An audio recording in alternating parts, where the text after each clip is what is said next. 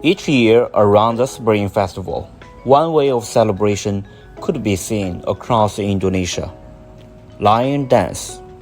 But lion dance could mean more, and sometimes change your life.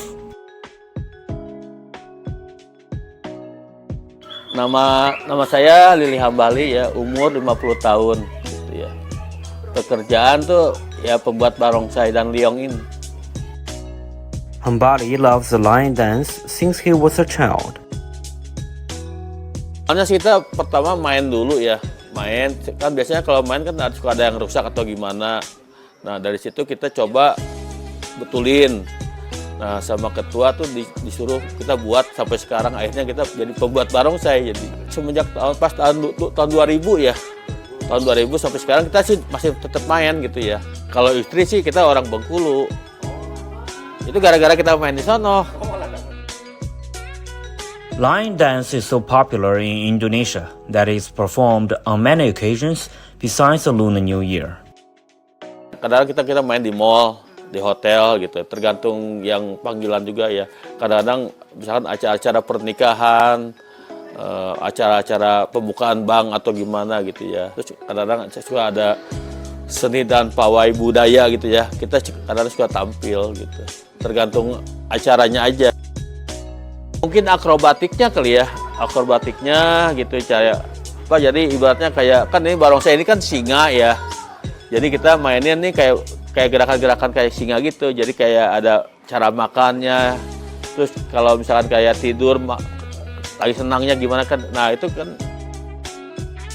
It's not easy to make a lion or dragon costume. It requires at least 4 steps. Making the frame with rattan, adding layers of cloth and paper, painting after the glue is dry, and decorating with furs and accessories. It may take around 1 week to complete.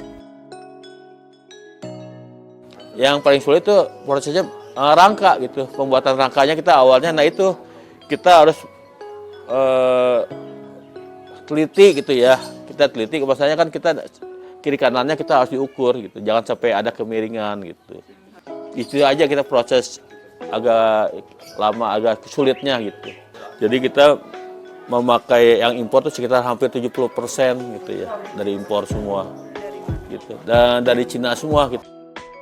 Hambali used to sell his costumes to local and overseas clients. The pandemic disrupted his workshop and he only received a few orders this year. Now he only takes orders from Indonesian clients, but he remains optimistic.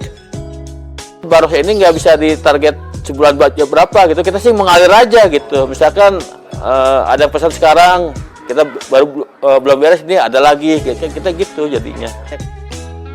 Jadi kita satu menambah persaudaraan ya.